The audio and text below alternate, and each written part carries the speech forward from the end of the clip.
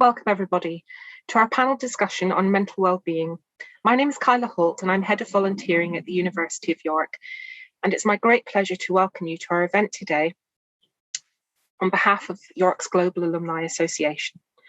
I'd particularly like to thank our distinguished panel for volunteering their time to take part in this discussion today. And in a few moments, I'll call on our chair for today, Dr. Kayonda Ngamaba, to open the discussions on our behalf. There are just a few items of housekeeping that I need to let you know about in advance. To ask questions today, please use the Q&A tab at the bottom of your screen. You are able to ask questions anonymously if you wish, and please feel free to direct questions to particular members of the panel if you want, but Kayonda will be opening the topics out to each member of the panel to answer as they see fit. Today's session is being recorded. Your voice and images will not be recorded. However, your questions will, so you will be able to relive the answers in the discussion later via the alumni YouTube channel, and the link will be shared to that after the event once the recording has been processed. I just need to state further that the opinions of the panel today are of course their own and don't necessarily reflect those of the University of York, and I believe that's everything that I need to run through with you today. So it gives me great pleasure to welcome, on behalf of the University, Dr. Kayonda Ngamaba. Thank you. It's a pleasure for me to be with you today. Actually, I'll be sharing this panel, and we got team around, and if you got question, feel free to ask the question, and one member of the panel will try to give you the answer. My name is Kayonda Ngamaba Hubert. So I'm a researcher at the International Center for Mental Health at the University of York. I work in the Department of Social Policy and Social Work. So before to come to the University of York, I did my PhD at the University of Manchester, and after that, I worked for the NHS in Manchester was a Great Manchester Mental Health Service. So then I moved to University of York, and now I'm more involved in social, actually how we can improve the quality of life of people with mental health. That's in my area. But we look at how we can improve how people working within the community mental health service, how we can improve their work and how we can support service users. That's why I do interviews with patients nearly every day. And from there, we can see how we can improve the service, the quality of life of service users. So, except my work at the university, I'm more involved in community. Before the pandemic, we've been going because of member of the church. We've been going for member of our church to visit people at the care home, to sing with them, and to tackle social isolation and loneliness. And during the pandemic, I've been involved with a lot of activities, especially with the online TV and radio, to support people who've been struggling with mental health. And people with anxiety, depression, or all kinds of psychosis, and general people who had the questions around the pandemic, and I was really involved to answer questions. And I'm originally from Congo, and I came here in 2002 and did my undergraduate at Bolton University, my master's at the University of Manchester, and my PhD at the University of Manchester. I'm married and I've got 5 children. So that's a bit summary about what I do. So if you got more questions, you can just ask me. And now we ask the panel to introduce themselves, and then we can carry on, and they will come with the ideas and to introduce, then we can move on. So I will ask first, Julie, if you can come and introduce yourself, please. Hi, everybody. I'm going back to my birthplace because I think it's important. So my life and career has spanned 2 continents, 3 countries, and 4 counties, which is why my bio was a bit long, because I've been around the block. So I was born in white colonial Rhodesia, and my early life was characterized by great freedom. But my teenage life was characterized by basically a 5-year form of lockdown, because we lived on the border of Mozambique and we were unable to go into the countryside at all during that time, or leave the city other than in an armed convoy. And because of sanctions, we also suffered deprivation of all sorts of things, from fuel to even toothpaste and sugar. So the lives of my brother and many of my male friends have been forever affected, especially in regard to their mental well-being, because of being forced to fight in the Bush War. So most of us went to university in Cape Town in South Africa. Well, most of us went to South Africa, and in some places I went to Cape Town. And South Africa was still very much in the grip of apartheid. And I found it extremely difficult to reconcile the things that I believed from growing up in such a bubble with the harsh realities of apartheid. And when I work with the students at the university now, I tell them I really wish I'd had a me when I was at university, because when I went for help for those kind of struggles, I was just put on antidepressants, which really did not much at all. And indeed, my mum was horrified. If I'd got malaria or broken a leg, she wouldn't have minded a bit. But it was very difficult for her to reconcile her bright young daughter being on antidepressants. And I studied maths, stats and computer science, and went off to work in the investment finance world, which I hated. But I was very grateful at that time to come across the Alexander technique. The main principle of this technique is that use affects function. And importantly, it looks at the use of the whole person. So that involves mind, body, and emotions. And I retrained for 3 years, and I've been self-employed for the last 34 years, working with these principles in many different arenas and with many different people. And in London, I took them to big businesses and the Harley Street Clinic. And then I moved to the wilds of Cumbria, where I worked in the NHS for a number of years with a small GP surgery. And the doctors there used to send me the patients who were their heart sink patients, the patients who presented with physical problems for which they could find no cause. And interestingly, at the end of the first year, I wrote them a report, and it said, did they realize that almost all the patients that they had who had chronic unexplained neck pain had lost a parent in the previous year? And I have found endless examples in my 30 years of working of how the body and the mind either work together to create harmony and enhance performance, or conversely to create problems. And it's been my experience that when people continually repress their emotional pain or their grief or anxiety, the body often responds by expressing that pain physically. And it's one of the reasons why I think it's so important to remember the body and the mind. It's very exciting that we're so much more concerned about mental health. And I think that there's a trick that we might be missing occasionally in paying attention also to how the mind and the body interact. And so I love the fact that I can listen both with my ears and with my hands to both the mind and the body and the way people think. And I can work from the mind to the body or the body to the mind. So some people find it really important to understand principles before they can release physical tension. And other people's bodies are so tied up, so taut and so in pain that it's really important to try and release some of the tension in order to help them actually change their mind and change their thinking. And for the past 10 years, my work has been focused mainly on higher education through the University of York and nationally. And, most students grew up in an era where the prevalent thinking was, you can do anything with your life. And so the pandemic has been such a shock to all of us, but particularly to people who've never experienced sort of difficulty on such an incredible level.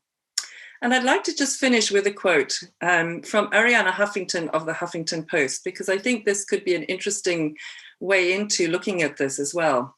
She says, right now, our healthcare industry meets people at the point of failure, with the vast majority of our healthcare resources focused on how to reduce costs and improve efficiencies after people are sick. But this is focusing on the last mile of healthcare, while transformative change in healthcare outcomes can only come by giving more attention to the first mile. A first mile approach means shifting our mindset around health and well-being, both in our individual lives and collectively.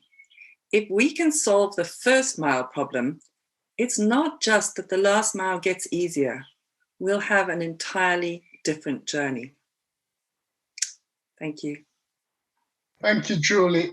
Now we go to the second panelist. I will ask Ben to introduce himself briefly, and we can move to the third one. Thank you. Thanks so much for the introduction, and thanks for having me today. I'm really excited to be here. To give you some background to myself, I'm an alumni of the University of York, where I studied philosophy a few years back, and then I went on to be the president of the Students' Union for a year afterwards. And a lot of that year while I was president was around mental health and campaigning on mental health and working with the university to try and increase their funding and their services, because all across the country, this was an issue that was becoming increasingly prevalent in society, particularly amongst the student population, and something that people were recognizing was an important aspect to focus on.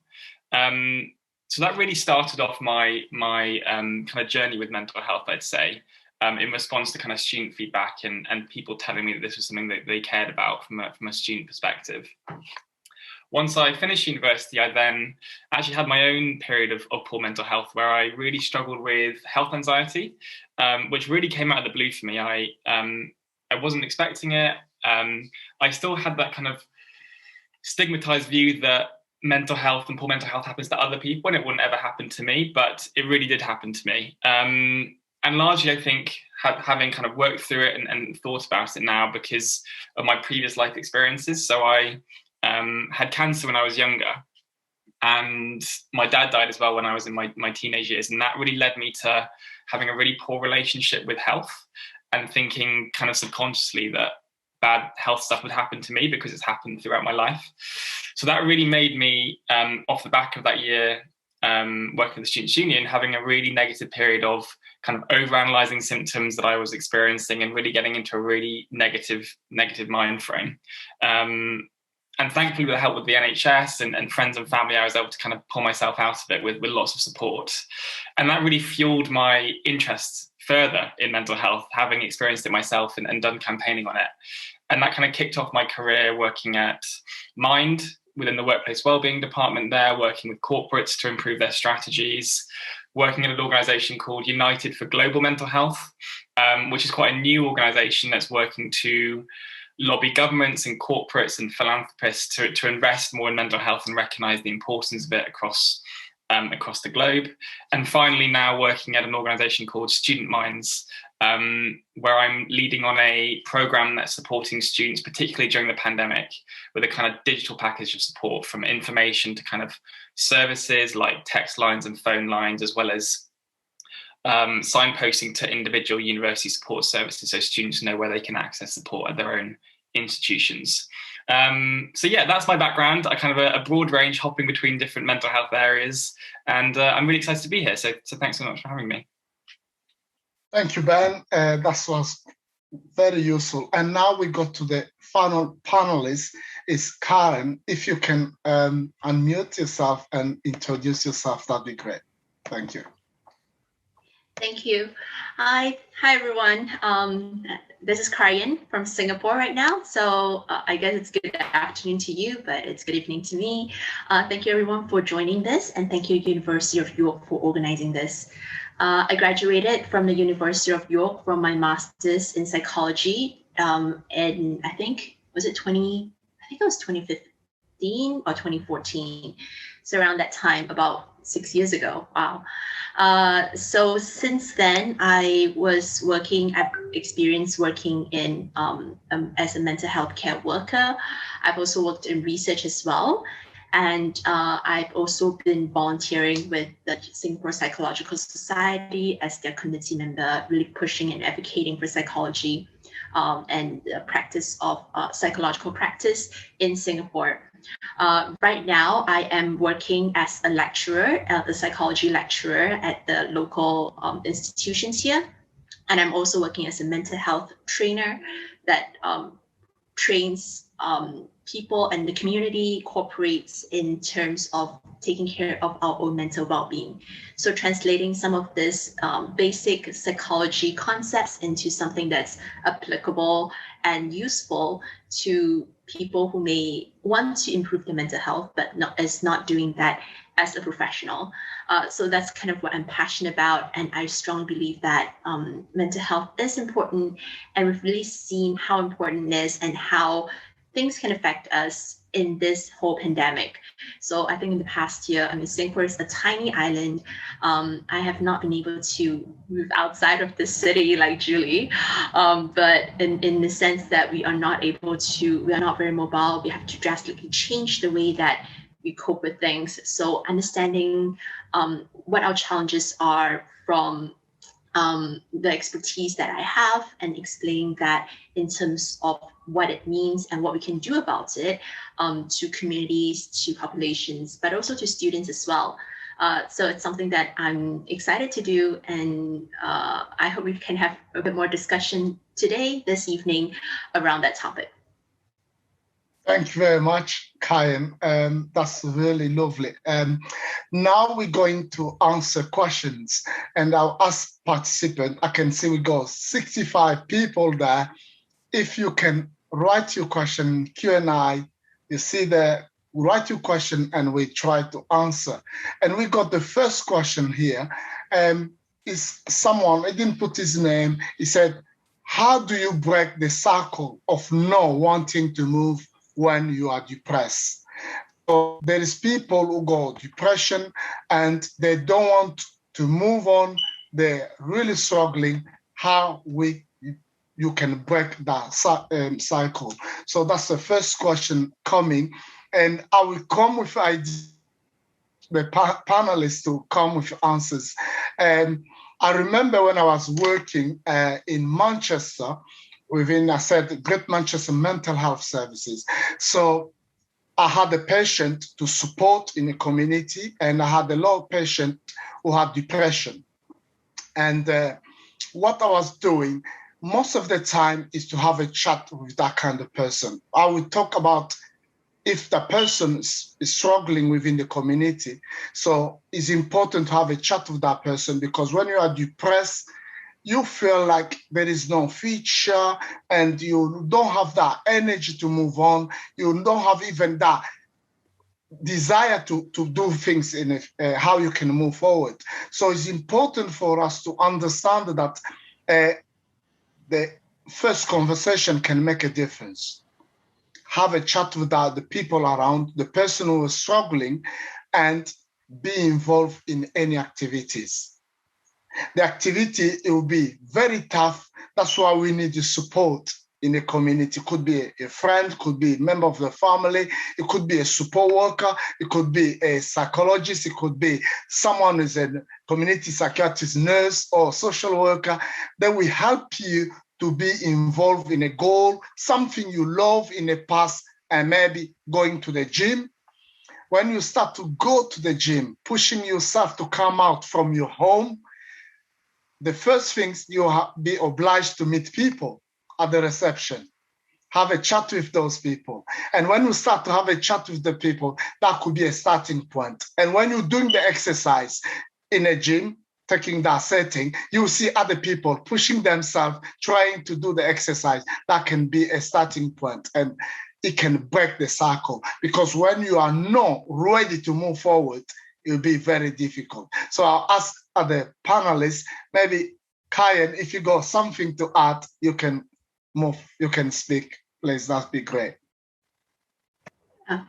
Yeah, I think I just forgot to unmute myself, to mute myself earlier. But yes, I absolutely agree with you. I think I don't know about in the UK, but in Asia, in Southeast Asia right now, we do have a lot of different channels that we can talk to. So we have counselors, we have hotlines, we even have a text-based counseling kind of a program that are available. So talking to someone is important. So if we look at like the depression, kind of the hot cross bun theory, it's all linked together. So in terms of our thoughts, our feelings, our our emotions is feeling, and behavior, but also how we feel physically. So I think that links back to what Julie said earlier as well, that we are really concerned about mental health right now, and our physical health kind of falls behind.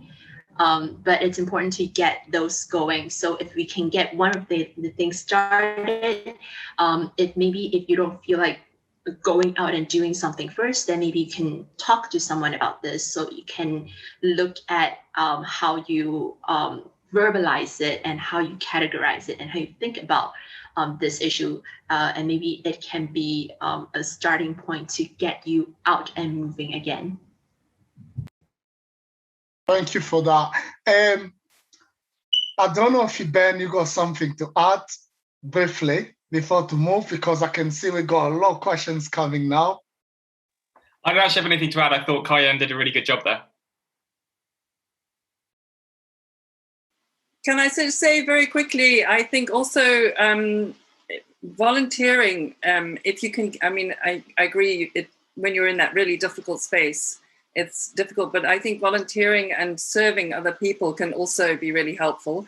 And also getting hold of an animal is a really great way. And I think we could be doing something about animal therapy, actually. Anyway, do carry on. Thank you, Julie. That was very useful, actually, to give you time and to do something for others can make a massive difference.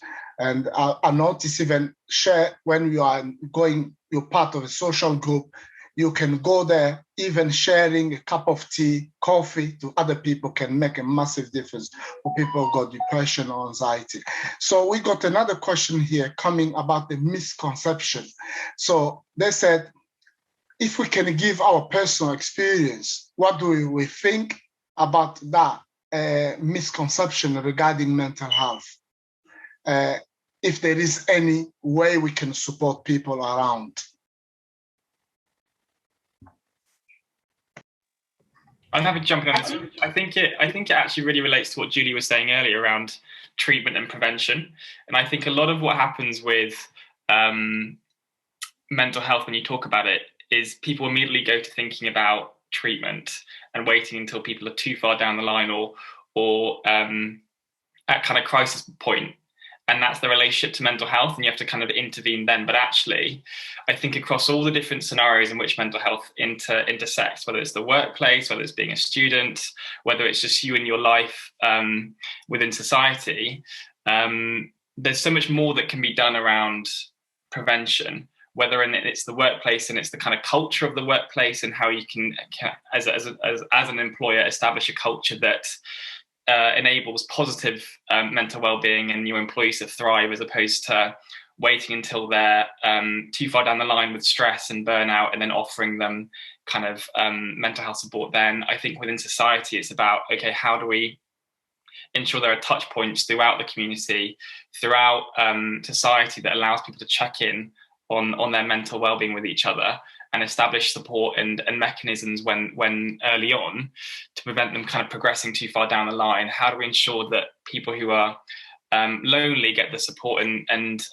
social engagement that they need to stay mentally healthy? I think there's all these different aspects that it's about catching it early and creating those prevention techniques early, as opposed to thinking, okay, mental health is when you're really in a hole and you can't get out of it. I think society needs to start moving away from that. That's an important part, but it's not the whole picture. And I think in order to address that misconception, it's about education, and it's about, I think often statistics can be really helpful when you're talking about mental health, because it can feel so arbitrary and kind of this big thing in the air that it's hard to get your hands around and kind of grasp. But when you talk about stats and the impact it has, so for example, in the workplace, a stat that always staggers me is every £1 that you put into kind of mental health prevention has a £5 return on that investment.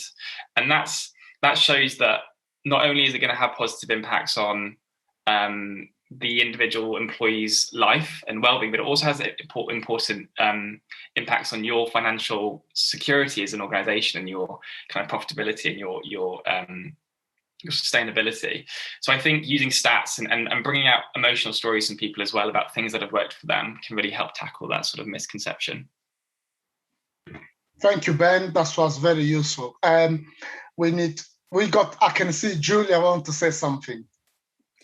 A very quick plug that if anybody hasn't seen the Me You Cannot See with Prince Harry and Oprah, there's some wonderful stories about this kind of thing, about how to humanize how we are looking at mental health or mental ill health. And I think that's one thing that's really important, that we stop seeing the person as a disease or a diagnosis, and see the person who has a diagnosis of some kind of mental ill health, and recognize that that doesn't mean that they can't live a fulfilling life.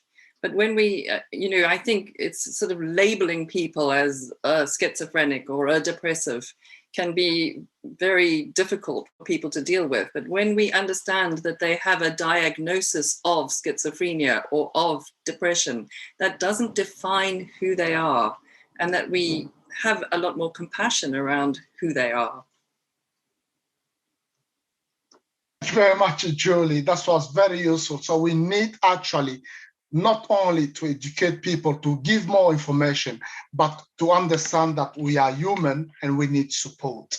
And I can see that can make a massive difference in our relationship, the way we are dealing with issues. I remember when I was working in NHS Manchester, my boss asked me the question, how do you deal with difficult case we got because when you go referral, you got difficult patient. People said, no, I can't take him because of history, kind of things. But I said, he's a human being. I'm taking as someone I want to support, and it will make a difference. And we've been really pleased to see that we get a lot best result and even stories behind people when they came. It'd be very difficult to work with this kind of patient. So we need to support each other. That's important. We got another point here coming from Julia. I think they said, following what Julia said, how we can untangle physical injury, people who got neck problem, they have got the pain, how that they can manage with the emotional, the suffering they are facing at the moment, how we can support that kind of people. That's going to Julie. Well, I think that goes back to my thing where I think that we perhaps are missing a bit of a trick. I wrote an article in LinkedIn for Mental Health Week saying, should we stop talking about mental health, which was slightly subversive. But by that I meant that, I think it's really important that we do address the whole person, and we do understand how interlinked mental well-being and emotional well-being and physical well-being are. And so in the work that I did at the doctor's surgery, when they sent me people, I understood that actually what I was doing for people was both coaching and doing sort of work to release tension. And I think that when people are able to get that support, which is both mental and emotional, they are much more able to deal with physical pain. And the other thing is, when I worked in the doctor's surgery, there was a woman who came and said, I'm very positive. I'm a wonderfully positive person. And her body was screaming. And I've learned over the years, when body and mind say something different, to pay attention to the body because it doesn't lie. And so she was able, by paying attention to the pain in her body, she eventually was able to admit to me and to herself for the first time ever that she'd been abused. And that then brought her into being able to understand her emotional pain and being helped for the emotional pain. So I think there are times when, physical pain makes you depressed because you can't do stuff and you need to address the physical pain. And there are times when you need to understand that there's an emotional or mental pain behind the physical pain. Don't know if that helps. It's very useful. I want to add to say that most of the time, if you have to cope with the pain because of your situation, we use a technique to be distracted. The music can make a massive difference. If someone likes music, you love music, when you are playing music, you focus, your brain will be focusing on something around you. Other people will say, if they like football, you need to try to find what the kind of things they like in the past. And when they are focusing on that things, they will be not focusing on the pain. And that can make people to manage the pain and can make a massive difference. We got another question coming here, said, how we can manage mental health at work. And they said that in New Zealand, they offer mental health days. If there is any, do you think that something similar in the UK, the organization can offer that and that can make a difference? If Karyen can explain to us actually, if you know a bit about that experience, and we'll ask Ben to add about the UK experience. So I work a lot with corporations about with regards to mental health, because they will have mental health training.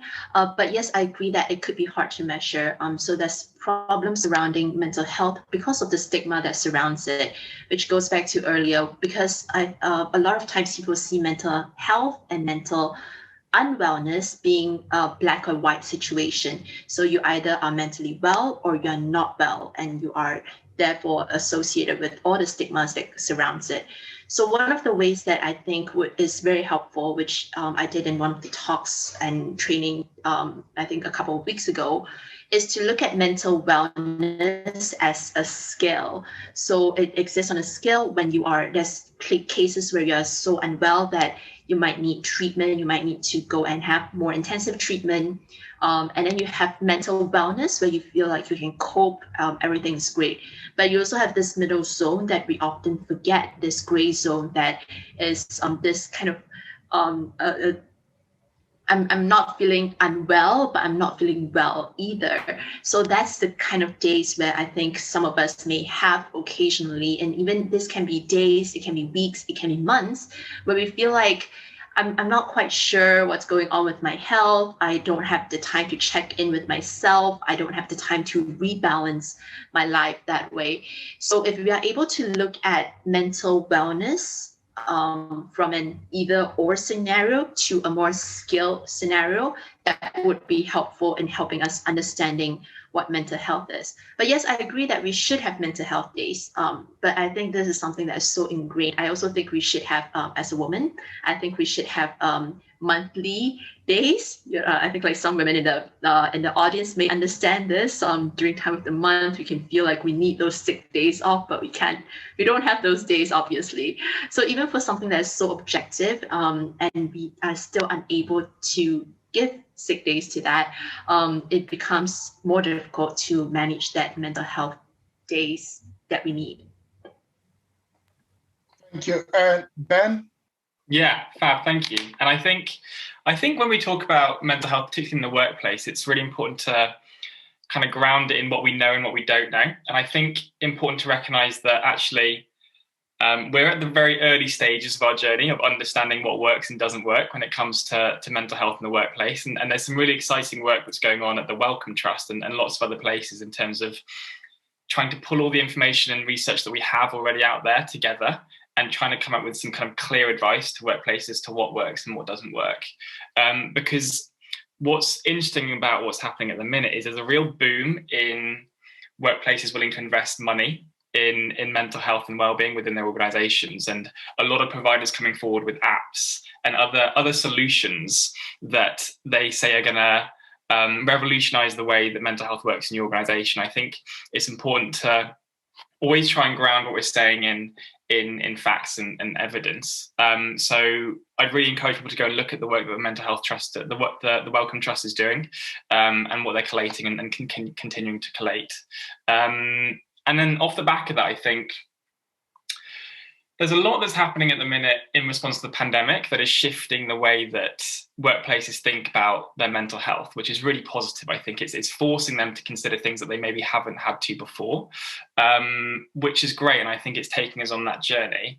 I think also important, though, to reiterate to workplaces that there was issues around mental health before the pandemic, and there will continue to be afterwards. This isn't a phase that we then just go back to normal. I think this is a kicking off point to try and change the way that we operate within the workplace. That's hopefully what we're going to see, I think, and will be really positive. And part of that is what I've touched on already around there's a lot of framing around add-ons, and that's how I kind of frame it in terms of the way to solve your mental health issues in your organization is to have a yoga class at the end of work, or to do an extra thing that's going to solve all your issues by having your employees take more time out of their day to do this thing, which is probably end up going to causing them more stress because it's another thing they feel they have to commit to. There's work that Mind did a few years back, producing a report in collaboration with a number of different organizations called Thriving at Work, which I think is still really relevant. And it pulls out kind of 6 different things that it's really useful for workplaces to think about when they're approaching mental health in the workplace. Firstly, develop a strategy that is like taking a step back lens of what you're trying to achieve. Secondly, developing an open culture, encouraging people to talk about it, trying to address that stigma. Thirdly, and I think this is really important and often gets overlooked and is really hard to address, is culture. We have an increasingly on culture in workplaces where, especially working from home, and I've found this and I struggle with this, turning your laptop off when you need to and taking a step back, and there's a need to deliver, and putting that over the needs of individual employees can be really difficult. Fourthly, managers. Knowing that you have a good manager who recognises mental health and can support you when you need to is really important. Fifthly, signposting to good support tools for people. And then lastly, transparency around what's going well and what's not going well. And I think I'd really encourage people to go and look at that. It's a Thriving at Work report, which I think is still really relevant, and kind of pulls out some of those things where workplaces can start to think about it. I've rambled there, but hopefully some useful reflections. Thank you, Ben. That was very useful. We got another question. Yes. Can I just very Julia, quickly? I want to add something. Yeah. Why don't we just call them thriving at work days? Because I think because of the stigma, there are people who won't go if it's a mental health day. But if we created days about thriving in the workplace, then that's a positive spin. I'll shut up now. Fantastic. Thank you, Julia. Yeah, that's very useful. We got another question. Said, how you care about your own mental health when actually you are around the member of the family who are negatively affecting your improvement. So how you can cope with that? You got member of the family, but who are not supporting you actually to recover. Karyen? I think this will be on a case-by-case basis. So this, I think it requires you working with a therapist to kind of untangle what you want, what are the kind of practical steps that you can take to improve the mental health if you are in that kind of situation. So it's a very kind of personalized scenario. So there isn't, I guess I don't have a very good answer for everyone out there who may have family members that negatively affect their mental health, and you have to live with them, because different people would have different resources available or different steps that they want to take at different stages of their life. So. I would add to say that usually it makes a massive difference when you got a healthy relationship, people who are supporting you. But when it's people coming from your family, so they are around you, it becomes very challenging. But we need to build that healthy relationship. So people who are supporting the person or yourself, at the moment you said, what I should do, you need to try to build other people outside your family. If you can find people who can support you, that's why you see people, they will join a social group. When they go to that social group, they will have a nice time, and that can help them to come back a bit about their situation. And not only that, the family need to understand about mental health. So the best option could be to have a chat, honest conversation about it. So as soon as they start to understand that can make a massive difference. I can see that Aiko want to answer that question as well. If you can come, that's be great. So, and I think actually, Kayonda, Aiko was just typing to say the question had been answered. So we got to the next one. We got the evidence at the moment showing that mental health first, the training is important in the workplace. I don't know if there is more evidence to show across countries, because we got Singapore and we got the UK.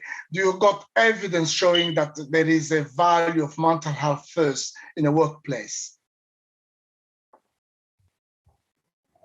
I think I can speak first. I think in Singapore, one of the things that we may need to build on is actually doing more research in this area. We are very late in the game in terms of mental health. It's only started, like, people are being more aware of mental health and mental well-being since the pandemic started. There was some awareness and some interest in mental health before that, but it hasn't really blown up before the pandemic. So because of the pandemic, people were shut at home. They're cut off from their resources that they maybe some people who need treatment are not able to gain access to treatment. And they are cut off from all this social interactions, which is an important part of our mental well-being. And that's when the news really reported on mental well-being, mental health, and so on. I remember last year when I was still working with the Singapore Psychological Society, that we had to fight for mental health services being an essential service so that we can stay open and be available to those who need it, because it was not seen as an essential work.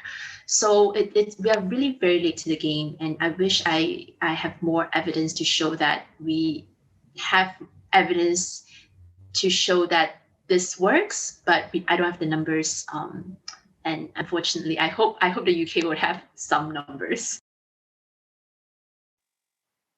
I think it's interesting, actually, Karyen, because I think there's a journey that's happening around evidence and workplace mental health that's ongoing. And I think there is some evidence. I've just popped onto the Mental Health First Aid England website because I know they have been trying to build up an evidence base for the training that they do. And they have a paper that kind of lists the different studies and evidence that's there already, which I'd encourage people to go and look at if you're interested in kind of getting into the evidence behind all this. And a lot of it is kind of findings around how the individuals that have gone on the training have felt, and that their kind of confidence levels to support people following the training, and them going off and then utilising that in the workplace. What's harder to measure, and I think this is still ongoing, is then the overall impact that has on a workplace, and the kind of the you can say, okay, I feel more confident to engage with someone who speaks to me if they're struggling, but then what's the impact on that individual who is struggling, and how much can you tie that back to the training? It is all really hard to map out the evidence and get underneath it, but it is something that I know a lot of people are increasingly working on and trying to unpick to make sure that we're training people and directing resources in workplaces in the best possible way.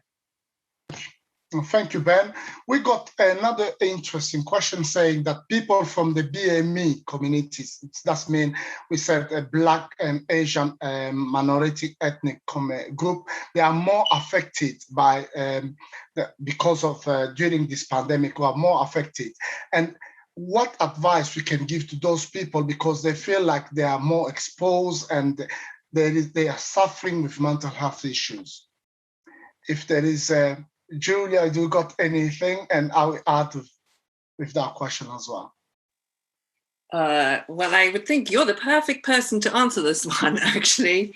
I think that what the pandemic has done has highlighted what is already very endemic in society. And I think, we can, in one sense, be grateful for the pandemic, in that I think, it has brought out the issues of racism and oppression in a way that, has been around before, but we haven't really been paying it attention. So I don't have any answers for you, but I think maybe you could speak to that.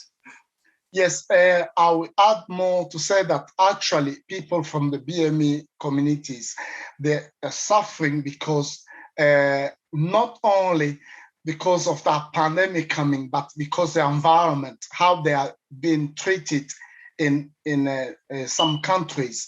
And we saw that when we had the issue with in America, and that pushed most of countries to be involved, to say Black Lives Matter, because they find themselves, yes, we have to deal with this issue. And that how we can deal with that, we need actually to talk about mental health more and to solve this. If you got small part of power, you need to do what you should do. That could be at school, in primary school, because when I've been invited to primary school to talk about the issue of discrimination and how people are facing difficulties in the UK. I've been in high school to talk about that kind of issue, because most people, they don't understand that people coming from other countries, they need to be accepted. And even they don't even get the idea why they are here.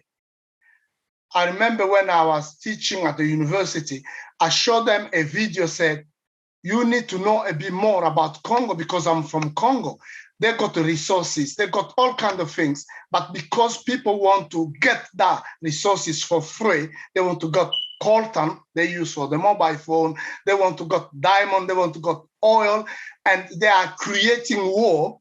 And they're pushing people to come to the UK, to other countries. So when you are pushing those people, they feel more affected because they said, you don't even get the idea how difficult it is for me to cope with my everyday life. And with the pandemic, things have been exposed, and we encourage people, they're facing support worker, nurses, to come out with the idea. When you see that the managers is pushing to do something, it's not comfortable, to be more aware and to be more assertive. So they can come with you and say, I'm not accepting this, this is not acceptable. That can be more useful. And to talk a bit more about to change the culture within the organization. I've got Ben who want to add there. I think all of what's been said has been spot on, and I just wanted to bring in a reflection from my work at Student Minds, where we did some research into which of the different groups that have been most negatively impacted by the pandemic from a kind of mental health perspective. And we've been lucky enough to get some funding to launch some services to kind of particularly support those groups. So, for example, we're working with an organisation called Black People Talk to run specific workshops for Black students across the UK, where it's a space for them to come together, talk about their wellbeing across a load of different issues, from grief to relationships to their experiences as Black people on university campuses. And I think we know that things like institutional racism, things like stigma across different minoritized groups can have a massive impact on people's mental health and the way they kind of, the way they are treated in society can have individual impacts on individual people. And that, coupled with the pandemic, where we know that it's had more impact on Black people who tend to work in jobs where they're more likely to be exposed to the coronavirus, and they're less likely to have statistically kind of financial reserves to withstand the financial impact of the pandemic, and a whole range of different issues, like more likely to have more people in their house and therefore more likely to have risks of being exposed to the virus. All this different stuff adds up to it being a really difficult period for a number of different groups, from people with certain mental health conditions like OCD or health anxiety, to certain minoritized groups like Black people and trans people as well, and people from working class backgrounds. So I think where we need to move to in terms of mental health support is being really specific about the support that we're giving and being more tailored, because I think a lot of what's happened so far is there's a general approach to mental health and supporting society as a whole. And actually we need to recognize that individual groups have individual needs and have individual experiences that we need to create spaces for them to recognize and talk about and offer tailored support for them. And I'd really encourage, one, if you do identify with a specific group and you think there might be a reason why you're having specific issues with your mental health, I'd really encourage you to look into what's available for you in relation to that specific identity or that specific mental health issue, because I think it will be empowering for you to be in a space with other people who are experiencing similar things. And I think on the flip side, it's about the government and the NHS and funders in general recognizing that there are not enough of these services available at all, and there needs to be far more investment in those areas to support those groups that are struggling the most. So I hope we see that as an impact of the pandemic going forward. Thank you very much, Ben, for that. And there is someone asking how we can support students who are struggling because of their mental health issues. And at the university, there is no structure for lectures to support that kind of student when they are facing that kind of issue of mental health. I don't know if, Julia, you got something to say? Well, I think, can you just repeat the actual question, because I wasn't exactly clear what the question was? There is people at the university, the person is suggesting that we can support people who are struggling with mental health, but there is no checklist for lectures, for teachers to support, to understand the issue students are facing. Yeah, I mean, I think that there's, I think a lot of what we're talking about here is actually highlighting how there needs to be a sort of sea change in the way that we understand mental health and in the way that services are provided and in how much is provided, because there's so much that needs to happen on the ground level. I think, certainly from within, I work a lot with the music department. We actually have a mental health and wellness group in the department, and we put together all the signposts that people are that's available for people. And I think that the lecturers have been offered things like mental health training, but I think part of the problem is what we're talking about. There's that level, but then there's this sort of deeper understanding and the compassion level. And I mean, I spend most of my work in the music department, working to support students with either mental or physical problems. But and I think maybe Ben might have some more idea about the different signposting methodologies that there are at universities. But I also think, just to bring up this here, that actually, I think a lot of the lecturers have been struggling because there have been so many demands on them. And I think it's important that actually the lecturers also have a place to go as well as the students. Thank you for that. We got people asking how we can support people who are facing a loss, bereavement, and because of that, they are really affected by their mental health. How we can support that kind of people? Karyen. I think for if you're really struggling with mental health, I think maybe Ben or Dr. Kayonda or Julie can provide some hotlines that you may have in the UK if you're in the UK to look for help, speak to someone about it. Because again, if we look at mental health, really when we talk about mental health, we are really talking about other health as well. So it's all interconnected. If we think about the ABCs, A being affective emotions, B being behavior, and C being cognitive, these three parts come into play. So if you cannot manage your A, which is your feelings, then maybe doing B or C could help. So B could be going out, interacting with people, or C could be talking with someone else and sorting out your thoughts. So if we look at ABC for most of the mental health issues that we talk about, that would be kind of how you can approach that in a very quick way. Do you have any, except you, maybe Julie or Ben, do you have any advice to give people who lost members of their family during this pandemic? And a lot of people being affected, what kind of advice we can give to that kind of people? I think it's really, really important to find somebody, and that could be a friend or any kind of support group, or if you feel you really need some kind of therapeutic intervention. But I think, I don't know about you, Dr. Kayonda, but I think that in Africa, there's this acceptance of,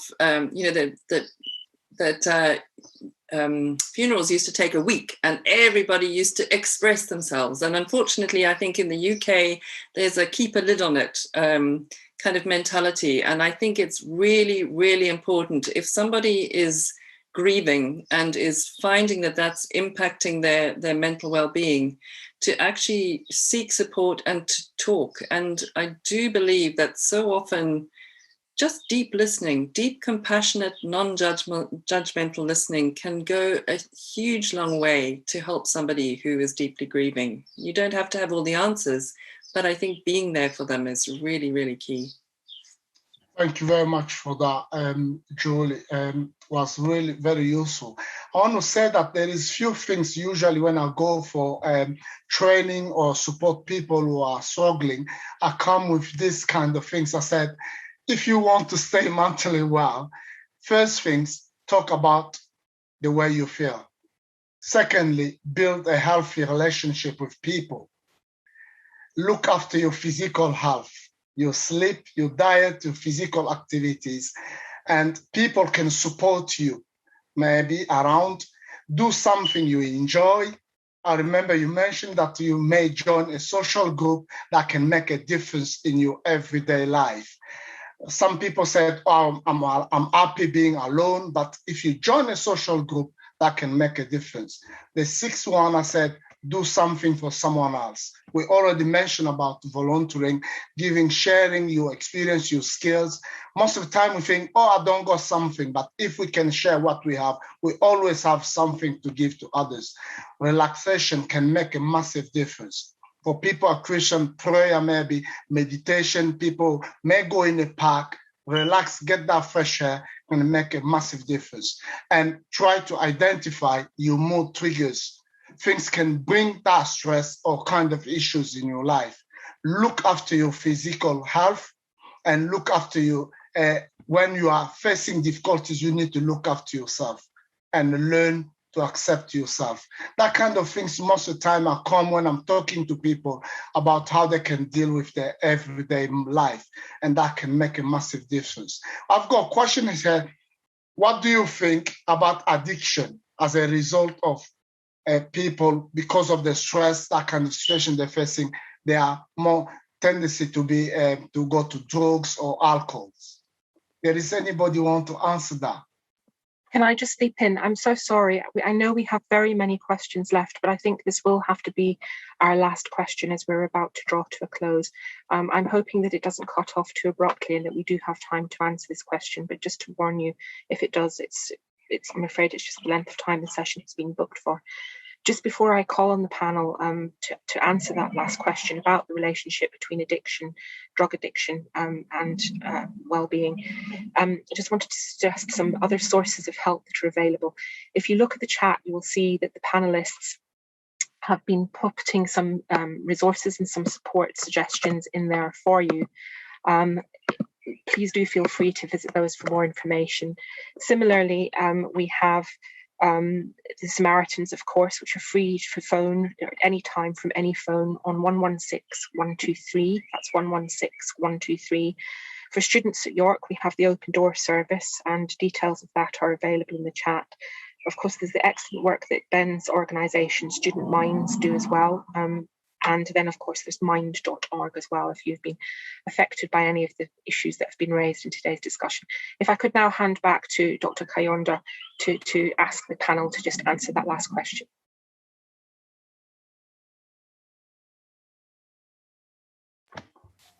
Ben, So you got, yes, you can go. Yes, carry on, yeah. Yeah, so with addiction and the pandemic, there are different theories of addiction, why we get addicted to things. So one of it could be habit and using, say, alcohol or drugs to self-soothe, and that eventually leads to addiction because of the some withdrawal symptoms that we want to avoid. I mean, it doesn't have to be drugs or alcohol. So I think in Singapore, we have limited access to drugs. I would say none at all.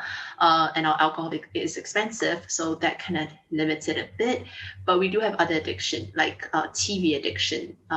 gambling. I guess we can't go gambling right now because the casinos are closed.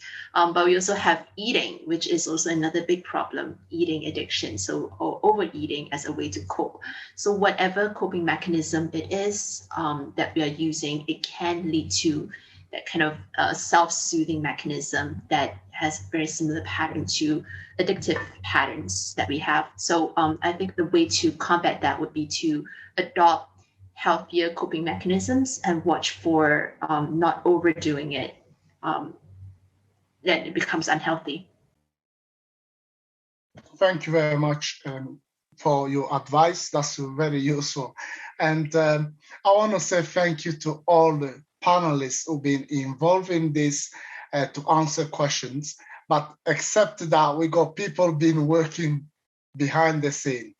You didn't see them, but we really want to say thank you for their time, for the support, and thank you for people who join us and who ask questions. And like we had the advice, they told us that there is a support available. Please feel free to get the support available. Thank you. We're going now to close, and I pass to Kayla so she can finish this. Thank you. Thank you. I just wanted to add my thanks to everybody who's taken part in the discussion today for your excellent and thought-provoking questions, and to our panel for their insightful and inspiring answers. As I said, do please look at the chat channel. If you'd like to get involved, if you fancy doing some volunteering yourself from the University of York, it has been recommended by our panel today to get involved in volunteering activities and doing things for others, then please do check out York Unlimited, how to get involved and how to volunteer. And there are various other groups for you to get involved with around the world there as well. So please do look out for our forthcoming panel events, which will be taking place over the next few months. Details for all of our upcoming events are available at York at Home on our web pages at universityofyork.ac.uk/alumni. And so in the meantime, hope to see you again soon. And thank you again to all our panelists and guests today.